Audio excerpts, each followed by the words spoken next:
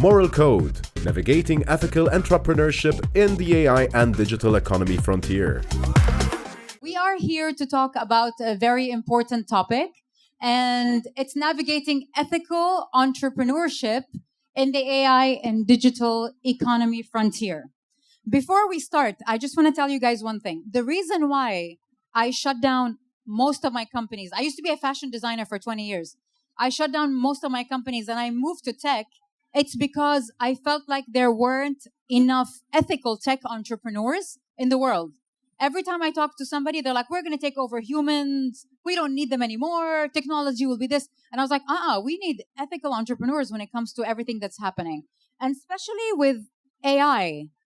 I'll give you an example. Nothing scares me like deepfake does. It's the worst. It's the worst. Like, what can't we do? And like, I saw videos of like the presidents and all that. And I actually saw one president doing like a dance online and I believed it. I was like, what the hell's happening to the world? And then I found out it was deepfake. So when it comes to AI and when it comes to ethical entrepreneurship, what is your outtake on that? I'll start with you. So, how I'll basically, first of all, great to be here, Sara, with you. Thank you. And thank you, everyone, for coming as well. It's really kind of you. Now, in terms of how I've personally seen ethics emerging, let's be honest, artificial intelligence has been there since the early ages, right? Artificial intelligence is not a new concept. Artificial intelligence today is basically now going mainstream more and more with potential use cases which we never were exposed to before, right? So everything around us, probably 10 years, 15 years, 20 years ago as well, was a part of artificial intelligence.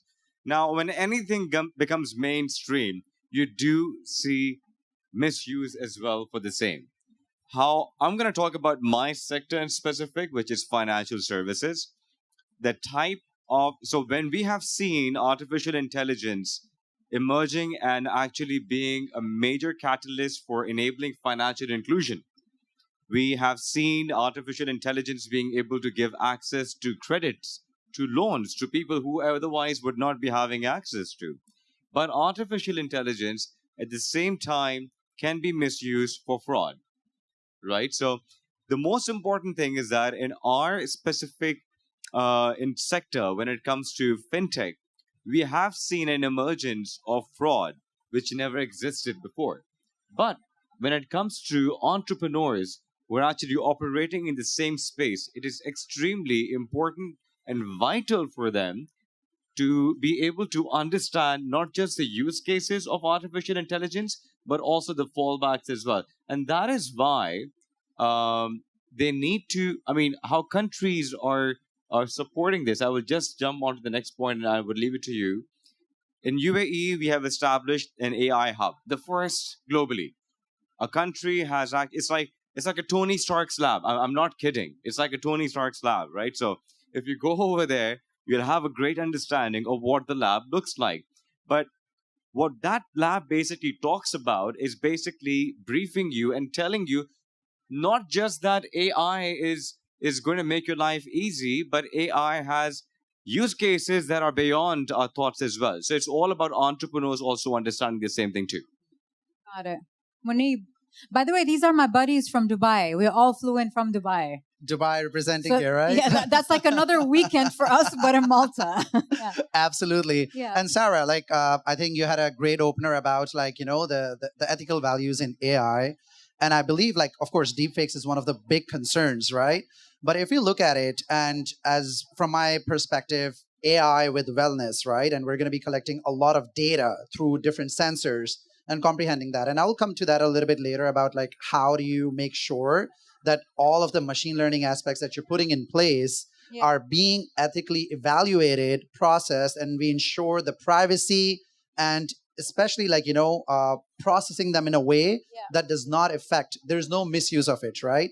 But let me tell you this, anytime in the history when we have an inflow of interest, inflow of funds, so to give you a perspective, in 2022, companies spend almost $50 billion on AI, and that number is going to grow to $110 billion business spending money on AI. So when the numbers is growing, they're growing this fast. And, when you see a huge inflow of entrepreneurs, huge inflow of investment from big companies coming into it, of course, there's going to be some bad apples, right? Unfortunately. But the thing is that when you look at the ethical values, it all depends on, what are the moral codes that you're using to ensure that, when somebody's trusting you with your service, you're coming through on that promise, right? And I feel that this is a great panel discussion on that, and as we explore this further too. But as Nabir mentioned, right, even countries and cities right now, for example, Dubai setting up an AI innovation hub, it's a very it reflects how much activity is happening in the industry. And but you have to find out certain perimeters and stay within it, because it could be very easy to misuse this technology, right? And how you program it, how you train your AI models, it's going to be very, very interesting to see in coming days and years how this transforms and how we're able to truly stick to the ethical values that we're setting for ourselves. So one thing I would like to add on this is AI. I mean, so artificial intelligence, we need to also understand is embedded into everything we do. It's around us in our life. It's in our lifestyle. It's invisible, right? And I personally see artificial intelligence not as just a separate industry which is going to create separate propositions. Artificial intelligence is eventually powering it, right? Now, when we talk about ethics, again, coming back to how are we working around it, that is where you need a code of conduct, right? Which was recently also, if I'm not wrong, in the EU, it has been announced on having a code of conduct on also using artificial intelligence, which eventually regulations, I feel, are going to play a very vital role in order to ensure that the use of this specific technology is contained in a manner that it does not manipulate you like it did previously when we had the issue of Cambridge Analytica, right? So not being able to manipulate it. No, so that's actually my next point when it comes to regulation and navigating the legal landscape. Okay, so I love how you're saying, okay, it benefits us, but like, it's easy to say nobody can rob a bank because there's police guards in the bank. Correct. But that doesn't change the intention of some people. You know what I mean? So, okay, when it comes to regulation and doing all these things, it's amazing. It stops people from doing a lot of wrong things. But does it really?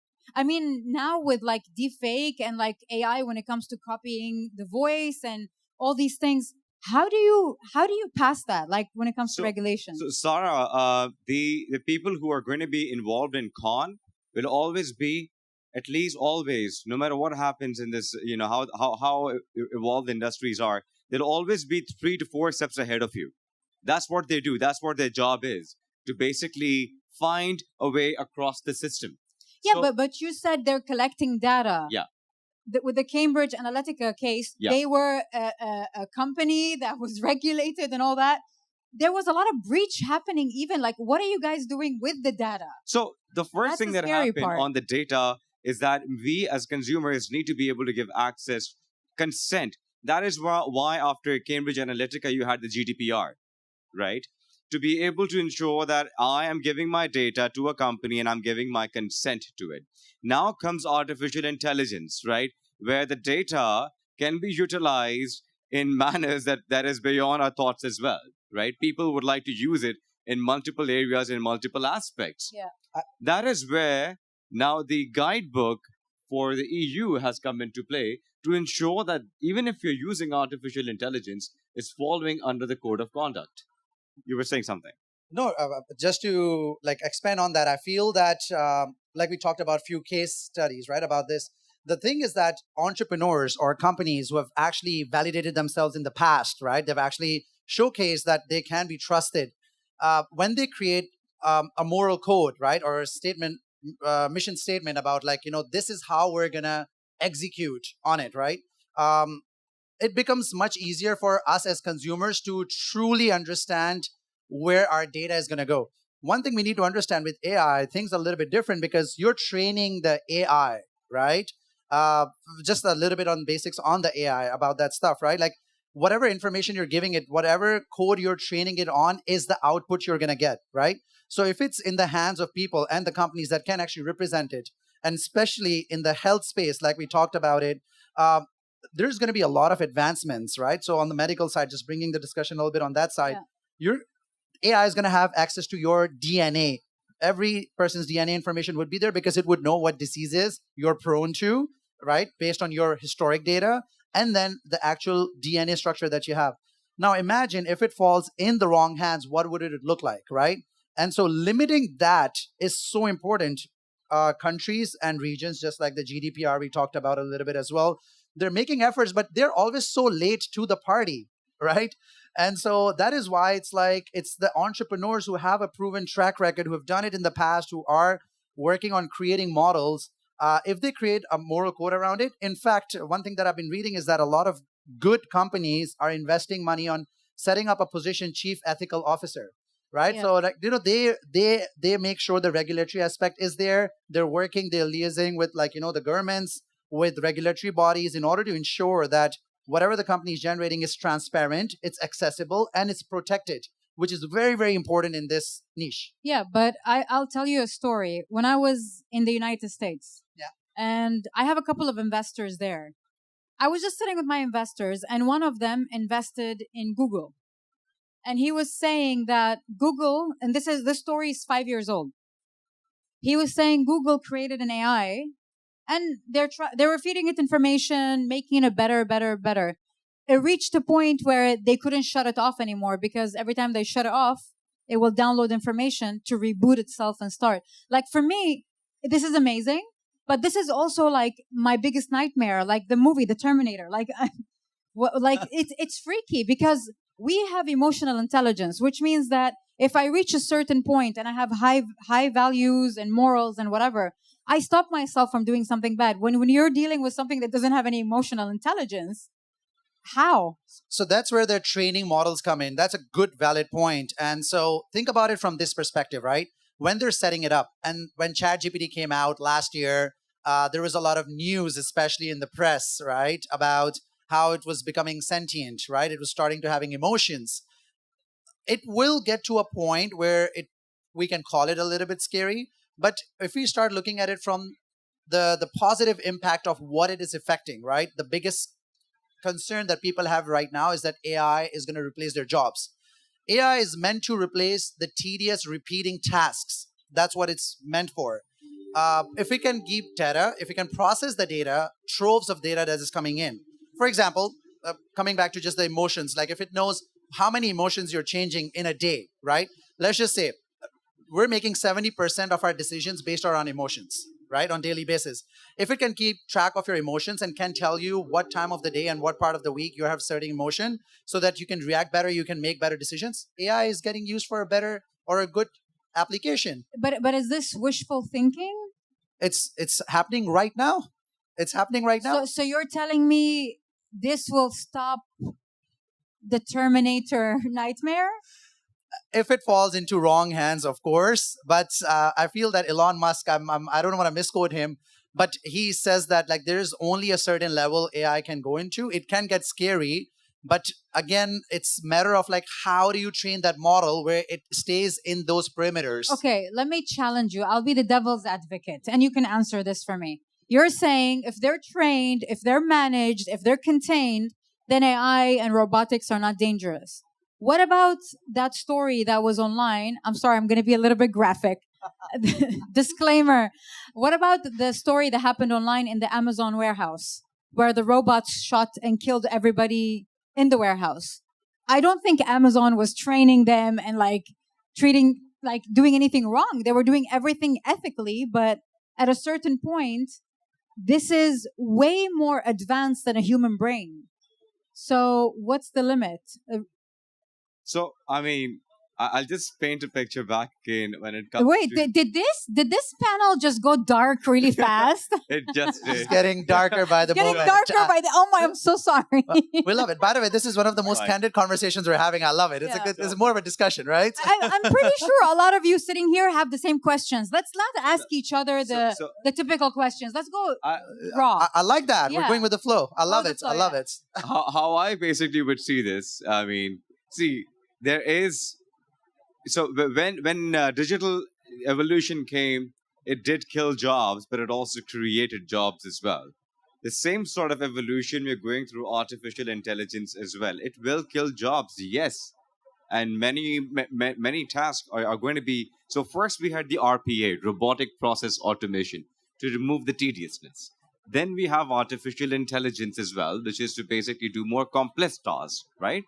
It will remove jobs, yes, but what's important is that one is it's going to create new jobs, yes, new sectors, yes. Three, if you're smart enough to use artificial intelligence, that's what's going to take you to the next level. However, talking about yeah, tell me about the AIs robots yeah, that killed robots, people. right? I do see this happening, but for me, again, I'm giving it I'm giving it a window at least of at least a decade before this starts happening, where the laborious class. Wait, you also mean going to a be taken away. decade of mistakes? No, a decade, till the time that these technologies go mainstream. They are going mainstream.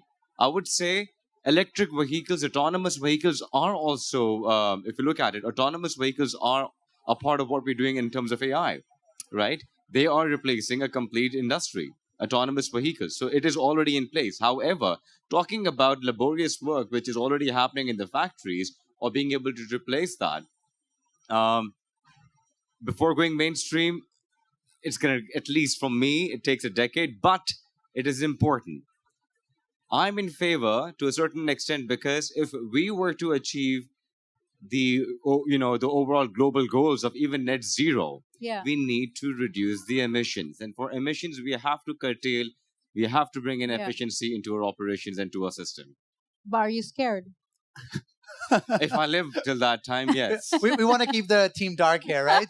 But I do want to. So, I want to quote Warren Buffett over here. It's a very good quote, right? And it's from the history. So he said that when the guy or the person who invented refrigerators, right? So refrigerators were created or invented early 1900s, right? And it was a breakthrough technology. Like nobody knew how to keep the food cold, or you could not make anything cooler or cold, right? So one thing he said that was the guy who created it, great. He was an inventor. He must have made a bunch of money. But what is that one company that benefited the most from refrigeration? Coca-Cola. Because if you would have created Coca-Cola before refrigerators were made, you would not have a means to actually keep your drink or soda cold. So in comparing that to our AI stage right now, where we're in that stage where the refrigerator has been invented, which is the AI, which is the generative AI, where you see ChatGPT. That is a refrigerator, right? Now, what would be that Coca-Cola? What that company is going to be that is going to utilize this platform, hopefully for the better. Yeah. Because it's debatable if Coke is healthy for you or not, or if it's slowly killing you. But it's still we're yet to see who that Coca-Cola is going to be. Look, I am not against. I'm a tech entrepreneur, so I know there's opportunity in everything. But I'm like a normal individual. I have fears as well. So because not everybody in the tech industry is ethical. There are people running trials to see how far AI goes in a negative way as well. You never know. So how do we regulate it? Other than you having good hearts and good intentions, how do you regulate it so no one can escape that track record? I would always be in the favor of governments regulating AI, right? What has happened in the EU is a great step forward, right? And I think Australia also has one. So I think governments need to step up more in order to regulate this. The offense should be criminalized as well. So that basically, when there is some sort of rule book to follow, and if you do not follow, then of course you have to face the consequences. That's why the little law and order we have in the world is based on the laws. But how do you regulate a bunch of kids sitting in their rooms creating crazy technology? Well, for that, the lawmakers need to be crazy enough to understand who they are. So we right? saw that in the crypto industry as well, Yeah. right? So when there was the gold rush a few years back, of course, there was so many incidents, so many companies that actually were not as reliable or was not as morally ethical as they should have been. And now you've seen SEC, federal government, especially in US, cracking down on them, right? Yeah. So I feel that regulatory bodies are always very good and they should be in, but there's always a delay. So coming back to the point, to exactly keeping up with that theme of like, how AI can impact Elon Musk. He has been working on Neuralink for the longest time, a chip that is going to go in your brain. That's crazy. Most recently, he's looking for a volunteer for the first implant. And there's already thousands of people. Are you going to volunteer? That's debatable. That's debatable? You're thinking about this? Hey, I'm all in for innovation, but not not a chip in my brain. I wouldn't be one of those volunteers. But imagine if there is a lack of ethical regulation around it. How can human beings be programmed? It's something. It's interesting. But None of us know. I think that's how you control human beings. I'll tell you, there's a lot of crazy things happening in the world. Just a few hours ago, I was sitting on Instagram and an ad popped up, a legit ad. A company has 50,000 followers. And the company said that turn your dead loved ones into furniture. They would take your dead parents Getting and they'll really make a dark table now. out of them by preserving their bodies. You want to go put a chip in your head? Why you? No, never. Never. Sarah, one last thing that I would tell you is that regenerative medicine. So a lot of, again, innovation in this. In next 20 to 30 years, right? Because I keep trying to pull this out on the positive side. In next 20 to 30 years, the medical advancement is going to be so high that we can actually perpetually live forever, theoretically speaking. So are you freezing yourself? That's what you're saying? No, you don't need to. Just continue to live because all the diseases will be solved Until by AI. they figure it out, would you freeze yourself? I believe in a quality of life rather than quantity. Look, I believe in a balance. I love technology; it's amazing. But I'm also a spiritual person, so I believe in the soul and the power of being a human. So I believe in a balance. I don't believe in interfering in human life in this way. But I mean, it is what it is. So think about it this way. So, and of course, like you've seen Sarah's content, I personally think like she is one of the top thought leaders in balancing technology and I would say the holistic approach to living, right? What if there was a perfect balance between how you can leverage AI to take out those tedious, menial things that are repeating day in, day out and help you achieve the mindfulness or the quality of life that you want? That's amazing. That's the dream. But I don't want to live above 100 years old. It's going to be painful. But isn't it already happening? I mean, if you look into it, I mean, the tools that we have around us, largely, I mean, my team in specific, I'm highly reliant on tools, right, to ensure that I'm not hiring too many people, right? But I'm also reliant on the fact that my quality of productivity is way above than what it was before. So I guess the tools are there and already in place. It is more or less how, as an entrepreneur, I mean, ending it on a good note, right? So as an entrepreneur, how would you leverage this for your productivity? Wrong, you can do with anything, right? You can do wrong even with this event if you want to, right? But eventually, if you're trying to build your product up, if you're trying to scale, the important thing is, first and foremost, understand where you need AI. 1, 2, leverage it to the max. Because trust me, it does wonders for you in terms of your productivity. Yeah. So, yeah. Well, thank you guys. Thank you. Thank you, everybody. I hope this was interesting. It was a bit dark, but it's the truth. Don't freeze your loved ones. Wait. We try to keep it balanced. Let's just put it this way, I was taking it south. I have to talk about where we come from, right? So all of you definitely come down to the UAE itself, right? It's a beautiful place. It's a tech hub for real. You come in, you see where we're headed towards, visit the innovation labs, go to the AI centers, speak with the Ministry of AI, if you have anything to do with artificial intelligence or is there any interest, there are free courses, free programs. You have many core events happening from now till the end of March. So be a part of it, of the ecosystem, and be a part of the center of the world. And that's why I always say, like, it's funny how Dubai already has an AI in its name. So, like, if you ever forget, that's your cue. No, thank you so much. Thank you. Thank you, guys.